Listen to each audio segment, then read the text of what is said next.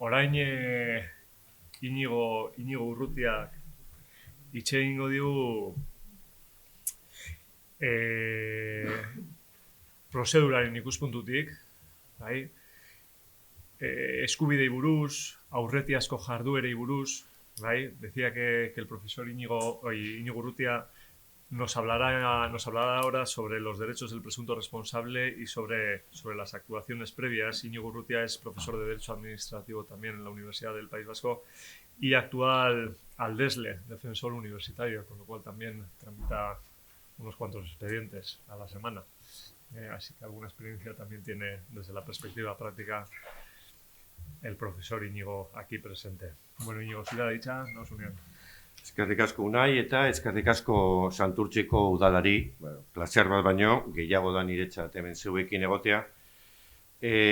Naiz eta, gai, erabat atsegina ez den hau honetaz, ez, berba egiteko, zer eman zaigu, enkargoa edo eman zaigu.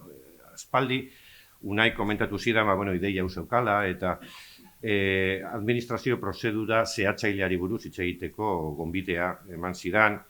Nire ideia zen ikuspegi orokor bat egite administrazio prozedurari buruz, baina gero komentatu zidan bera, akaso egokiago izan zitekeela zentratzea, ez, gairen batean. Eta hauze aukeratu dut, ez. El procedimiento sancionador, derechos del presunto responsable y actuaciones previas. Hasi aurretik, eskerrak Santurtziko udalari eta bereziki Abeli, egin digun harreragatik eta prestatu digun mokau eder honengatik. Bien, voy a hablar entonces sobre el procedimiento sancionador, pero me voy a fijar en una de las fases tampoco es una fase del procedimiento, es una fase que queda un poco escondida, que yo creo que es determinante para el transcurso, el devenir del procedimiento administrativo sancionador, ¿no? Me voy a referir principalmente a los derechos. Voy a hablar entonces de las actuaciones previas, también denominadas diligencias previas, información previa, diligencias informativas, o en la terminología de la antigua Ley de Procedimiento Administrativo y también del reglamento que regula la potestad disciplinaria de los funcionarios públicos, información reservada. Ahora os diré por qué. Bien, todas estas denominaciones hacen referencia al mismo hecho. Se trata de actuaciones de la Administración preliminares, se realizan antes de la apertura del procedimiento, para decidir si se incoa o no el procedimiento sancionador.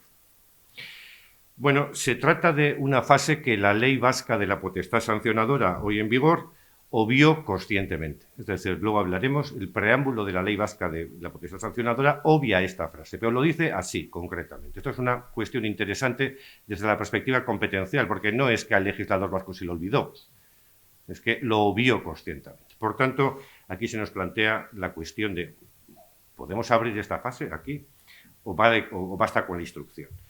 Bien, veremos que el interés de esta reflexión pues también está en que el proyecto de ley vasca de potestad sancionadora incluye esta fase preliminar. Bien, por tanto, pues lo que os voy a explicar es, qué novedad, ¿no?, nos trae esta cuestión.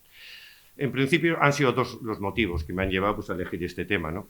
Por un lado, pues que esta nueva regulación en el proyecto de ley vasca de la potestad sancionadora, y por otro lado, porque me pareció que, pese a ser una realidad ajena a nuestro sistema de procedimiento sancionador, el procedimiento sancionador vasco, pues es una realidad que yo detecto que se utiliza muy, muy a menudo. En la universidad, cuando hay unos hechos o algunos incidentes que ponen de manifiesto la necesidad de abrir un procedimiento disciplinario, pues algún alumno, alguna alumna o algún profesor o profesora pues que realiza alguna conducta que puede ser encajable dentro de las infracciones del texto refundido del Estatuto Básico del Empleado Público, pues lo que hace la universidad es previamente y de forma casi automática abre unas diligencias informativas, ¿no? Pero claro, no está claro qué son, no es procedimiento sancionador aún, ¿no? ¿Para qué se abre, ¿no?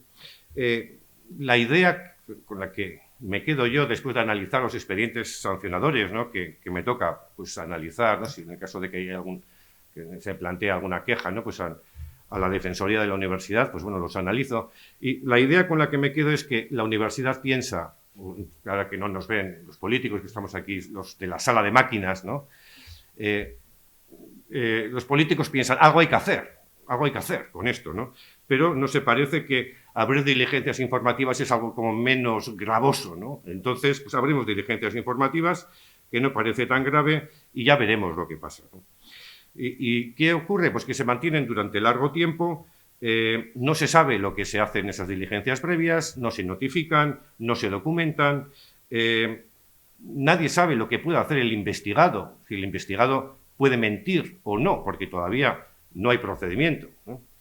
O tiene que decir la verdad, si puede, no sé, o sea, nadie sabe exactamente qué derechos se aplican en esta fase previa, que como os digo, pues en la universidad yo veo que es pues muy normal, ¿no? Por tanto, lo que voy a tratar de analizar de forma breve y así muy por encima, sobrevolando muchas cuestiones, que simplemente las voy a apuntar, son qué garantías tiene el administrado y también qué influencia tiene esta fase previa sobre la prescripción de las infracciones y sobre la caducidad, porque a veces son muy largas, ¿sí?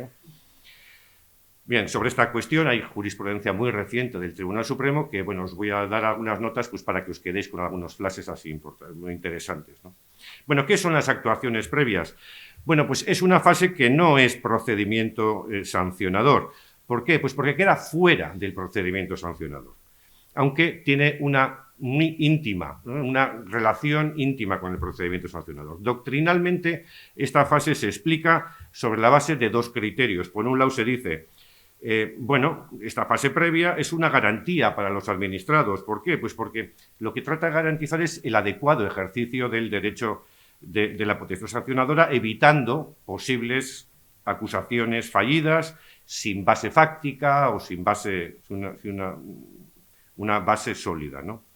Sí me parece interesante que se abra una fase, digamos, previa, pues en el caso de las denuncias, porque las denuncias, como sabéis, no abren el procedimiento sancionador. Entonces, si hay una denuncia, algo tenemos que hacer. Habrá que analizar si esto es verdad, si no, algo tenemos que hacer, ¿no? Pero lo que se suele explicar doctrinalmente es que, bueno, tratan de evitar una instrucción demasiado prolongada. Aquí está una de las claves. Tenemos miedo a la caducidad, ¿eh?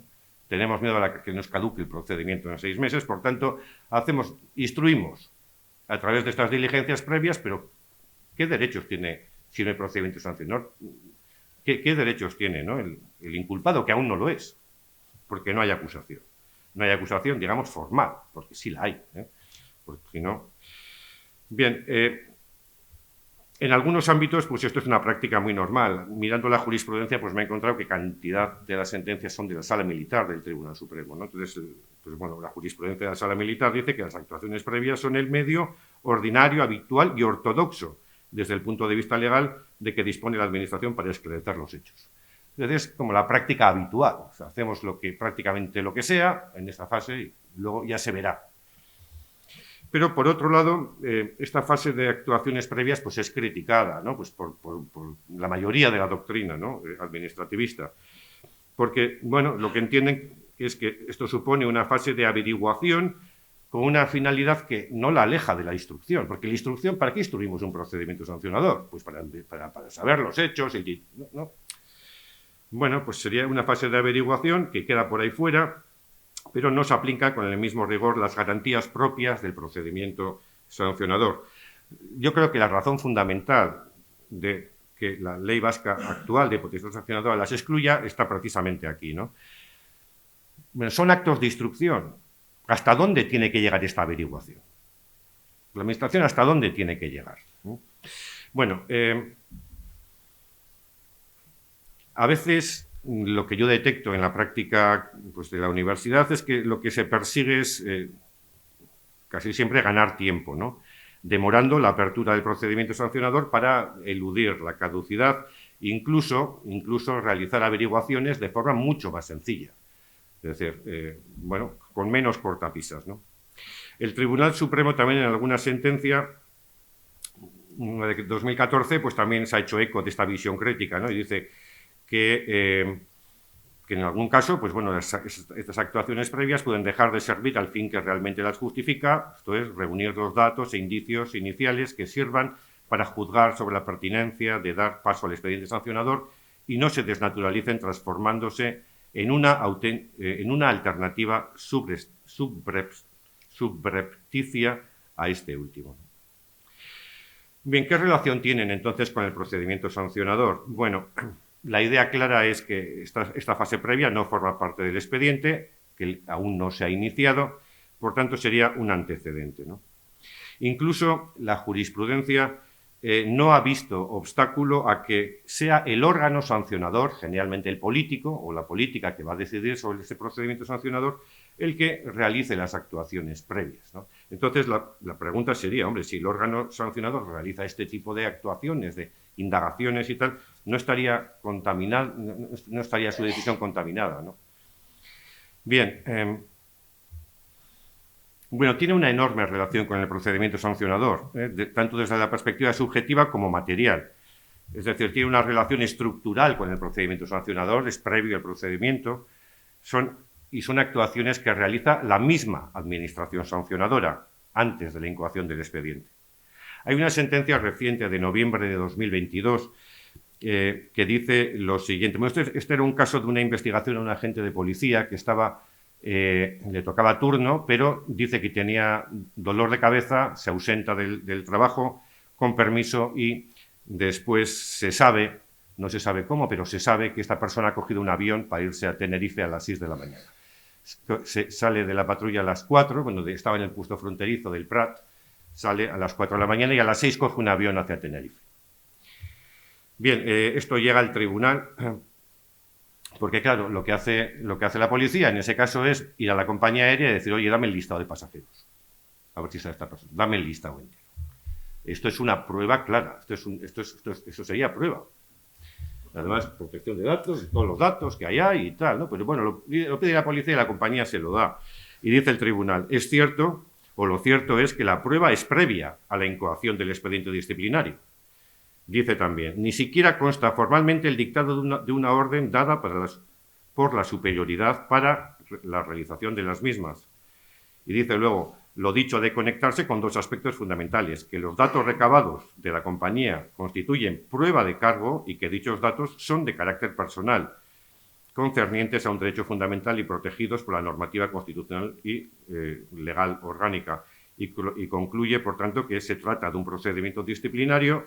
Hay que exigirse el máximo respeto a la presunción de inocencia y los derechos fundamentales de los implicados. Por tanto, el tribunal estima el recurso contencioso y con ello declara la nulidad de toda la actuación previa. Bien, otro caso que también se ha planteado es que en la fase de actuaciones previas no se puede dictar la resolución sancionadora y esto se ha planteado, pues bueno, en una sentencia, esto es del Tribunal Superior de Justicia de Castilla y León, y otra de Madrid, más reciente, de octubre del año pasado, de octubre del 2022. En este caso era un tema, como hoy sé que hay gente aquí de obras, arquitectura y tal, pues bueno, es un tema que os concierne, ¿no? Bueno, sería el caso de, se enjuicia la legalidad de un acuerdo municipal que se basa en un informe técnico en el que se afirma que a la vista de la inspección realizada a una vivienda, se comprueba que han realizado obras en el garaje de esa vivienda han cerrado las plazas del garaje para unir esos garajes a las casas. Bien. Entonces, dice, eso todo, claro, esos informes todavía no se ha iniciado el procedimiento. Esto imagino que es una práctica también habitual, que se hagan informes, que se vaya, que se mire, que se saquen fotos y tal. Todavía no hay procedimiento. Bien, y dice el tribunal en este caso, resulta evidente que el acto no tiene contenido de una mera información o actuación previa que pueda preparar un expediente de disciplina urbanística, ya que impone al administrado una obligación de hacer con un claro matiz coactivo. Es cierto que en este caso la decisión municipal, basada en el informe técnico, lo que viene a decir es que esto está fuera de ordenación, esto no lo has podido hacer, por tanto, demolición, ¿no? Pero sin haber tramitado el expediente. O sea, el expediente disciplinario no se abre, pero se dicta, digamos, esa resolución. Como veis, el Tribunal Superior de Justicia de Madrid, sentencia de octubre de 2022, lógicamente lo echa para atrás, ¿no? Bueno, las actuaciones previas, ¿a qué normativa nos tenemos que dirigir? ¿Dónde se regulan, no? Pues bueno, los artículos determinantes son el artículo 55 de la Ley 39/2015, que tiene 3 párrafos y nada, el segundo hace referencia al procedimiento sancionador y dice que las actuaciones previas se orientarán a determinar con la mayor precisión posible los hechos susceptibles de motivar la incoación del procedimiento, la identificación de las personas responsables y las circunstancias relevantes que concurran, ¿no? Y después hay un tercer párrafo que hace referencia a quién tiene que realizar estas actividades. Y la tienen que realizar los órganos que tienen atribuidas funciones de investigación, averiguación, inspección, los inspectores son los que tengan estas funciones, órganos que tengan estas funciones, y en defecto de estos órganos, pues la persona o órgano, que determine el órgano competente para iniciar o resolver el procedimiento. Por tanto, si estamos en este segundo caso, tiene que haber necesariamente una decisión del órgano que diga quién va a ser el que va a hacer esta actividad, ¿vale? Bueno, luego hay más normativa, no os canso. Bueno, la Ley Vasca de la Potestad Sancionadora, como os he dicho antes, obvia conscientemente esta cuestión. Dice el preámbulo, es una frasecita, dice: en esta ley se obvia el trámite de actuaciones previas. Por tanto, los procedimientos sancionadores que se regulen de acuerdo con esta ley, que serían todos en los que tenemos competencias normativas, ¿no? Pues en principio se descartaría esta posibilidad, pero es una práctica como habitual, ¿no?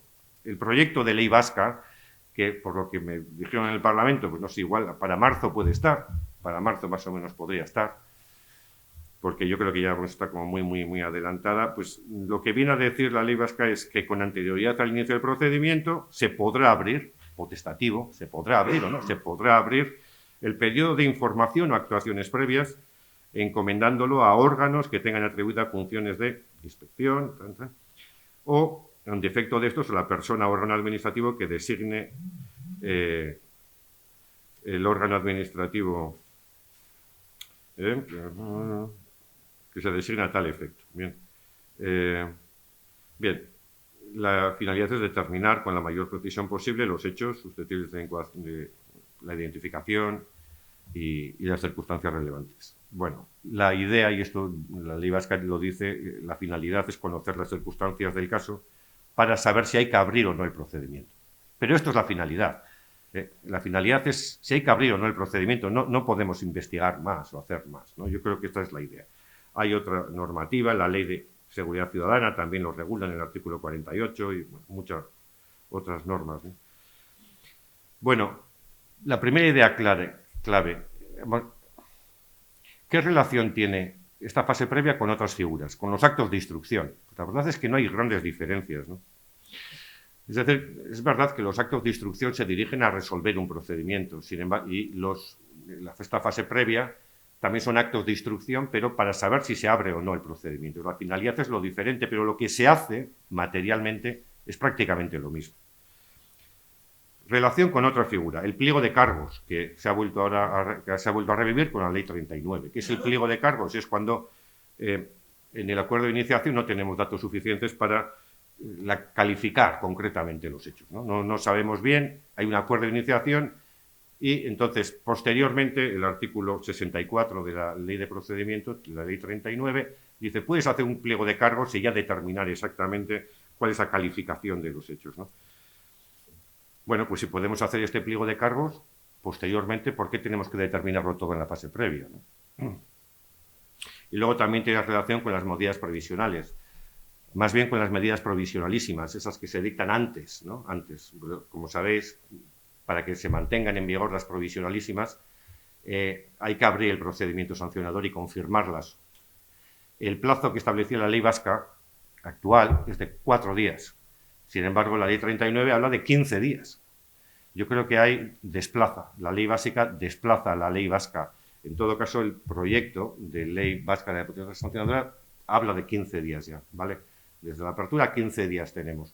Pero bueno, eso sería lo que podríamos, digamos, suspender a una persona, un examen, ¿no? Todavía no hay procedimiento sancionador. Bueno, pues le suspendemos y luego abrimos el procedimiento disciplinario, ¿eh? Podemos hacer algo, ¿no? Pero bueno, no hace falta que hagamos diligencias previas. Se puede también trabajar sobre esta base, ¿no? Bien, bueno, hay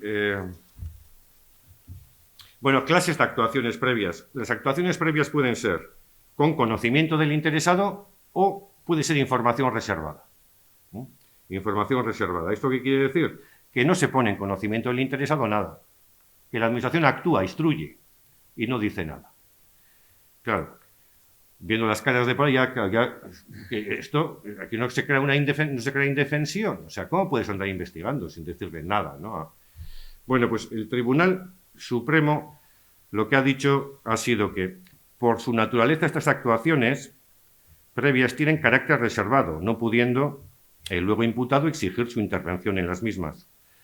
La justificación del Tribunal Supremo, ya antigua, del año 2000, es que se justifican por su carácter meramente interno, ¿no? Pero la pregunta es esa, ¿no? No se crea aquí indefensión, ¿no? La jurisprudencia dice que no genera indefensión si aún no se ha concretado la acusación. Aquí está la clave, ¿no? Dice, bueno, es que todavía no hay acusación, ¿eh? Entonces, bueno, todavía no hay imputación, por tanto no hay indefensión. Y si hay alguna prueba, después habrá que ratificarla en el procedimiento, porque si no... Bien, pero esto es lo que dice, ¿no? El Tribunal Constitucional va muy en la misma línea, confirma este punto de vista, ¿no? Dice que, bueno, una sentencia, ¿no? Dice, sí es cierto que la posibilidad de participación del recurrente en el procedimiento se produjo más tarde de lo que él deseaba, porque no le dieron acceso a la información previa. Lo fue, sin embargo, con antelación suficiente y con la oportunidad de ser oído y alegar y participar luego en el procedimiento ya sancionador, ¿no? Bueno, bueno, hay algunas sentencias más, pero no os canso con este tema. Bueno, ¿quién tiene que llevar a cabo las actuaciones previas? Bueno, a partir de la ley de 2015, de la ley 39, pues está claro, ¿no? Los inspectores o quien tenga funciones de inspección, y en defecto de esto, pues tendrá pues, la persona que designe el órgano sancionador, ¿no? Bueno, con relación a esto, como os he dicho antes, o como he adelantado antes, pues bueno, se exigiría, si estamos en el segundo caso, se exigiría un acuerdo, un acto expreso de designación de esa persona, ¿no? Bueno, la jurisprudencia, así en líneas generales, os diré, analizando este tema, a ver qué han dicho los tribunales, pues yo creo que ha enfocado las reglas de competencia sin rigor, ¿no? De forma muy flexible, ¿no? La jurisprudencia se basa en este criterio. Todavía no hay procedimiento sancionador, por tanto, bueno, pues bueno, esto se puede convalidar incluso, ¿no? O sea, hay alguna sentencia más reciente de septiembre del año pasado que ya sí va con más rigor, pero ya tiene que ver con, bueno, dice, no le corresponde al CSD, no recuerdo lo que era, realizar el trámite de información previa previsto en el artículo tal, por no ser el órgano competente para iniciar el procedimiento y en consecuencia no le es posible confirmar tal, ¿no? Bueno, lo más interesante,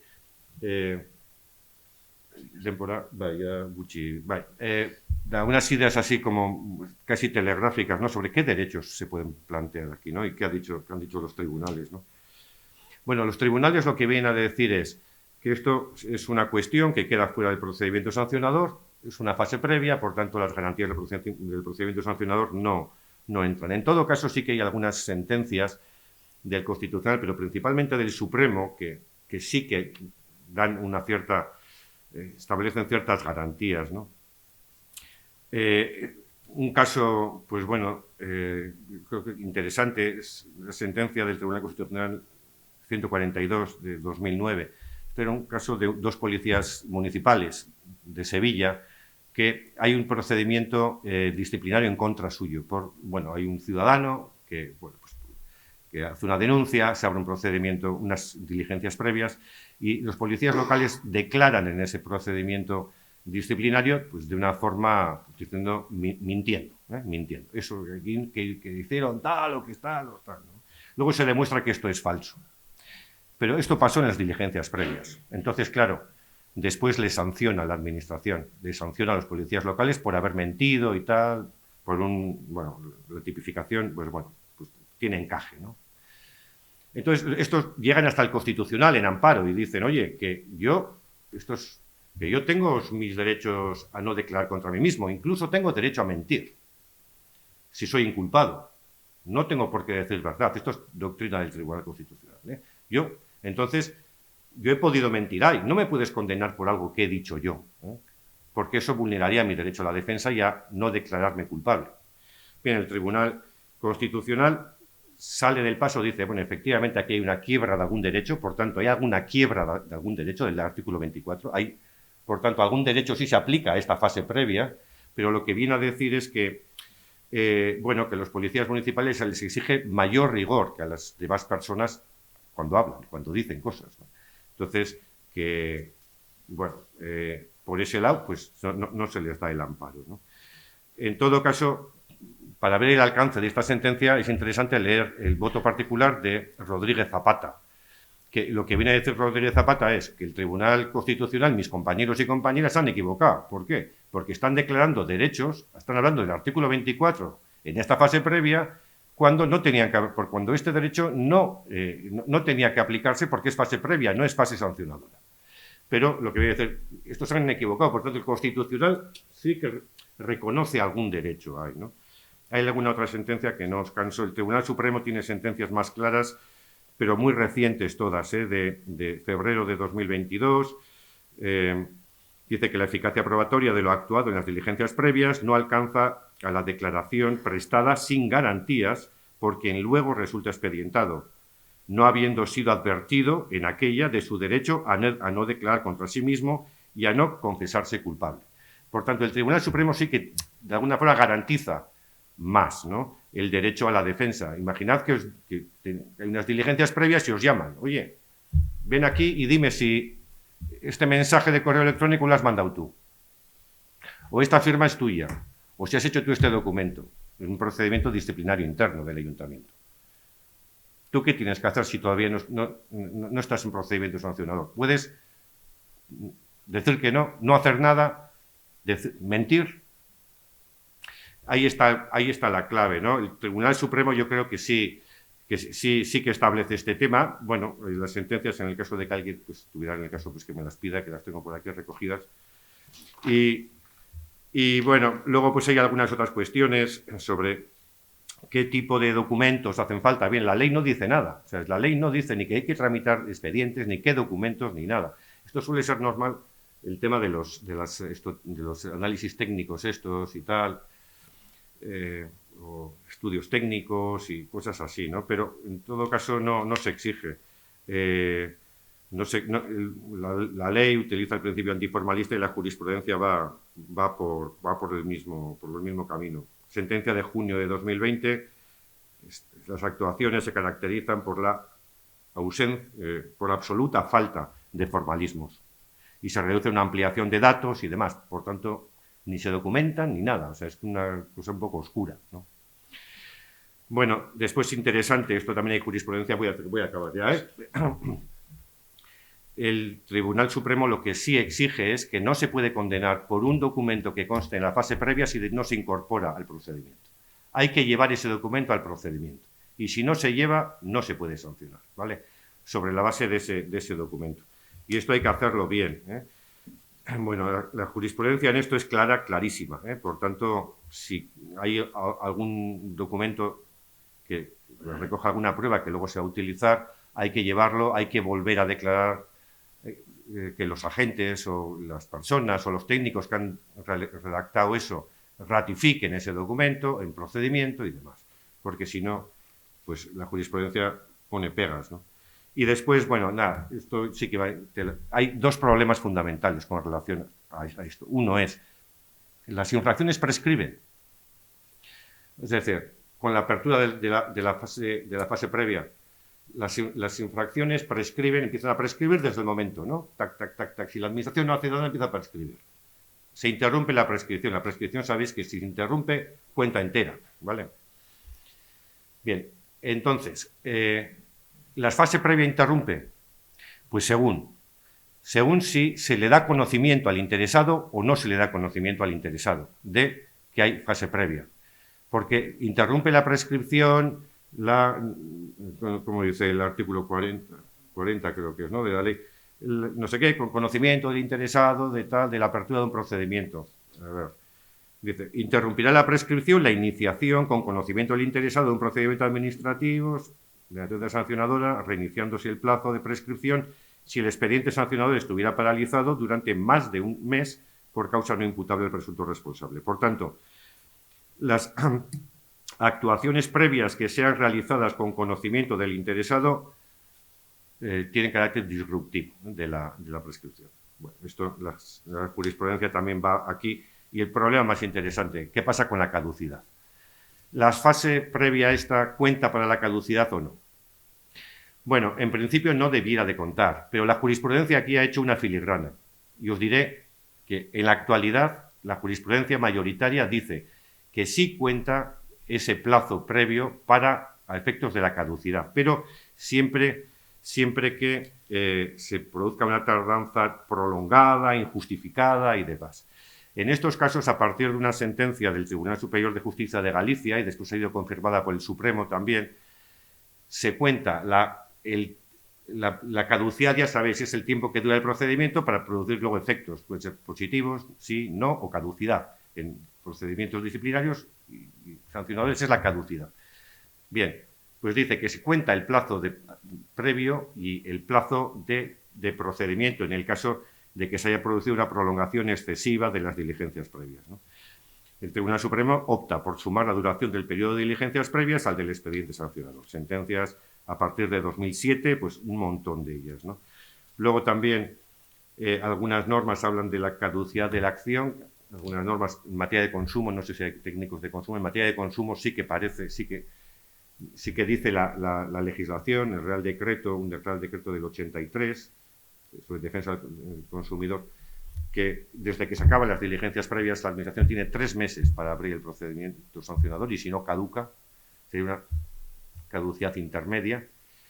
Y la jurisprudencia más novedosa que he encontrado es la que dice que en un caso de 15 meses después de la Administración es inactiva durante 15 meses, ¿no? Hay diligencias previas, no ha prescrito todavía, luego se abre el procedimiento. La última jurisprudencia, 2021, dice que se conculca el derecho ciudadano a la buena administración.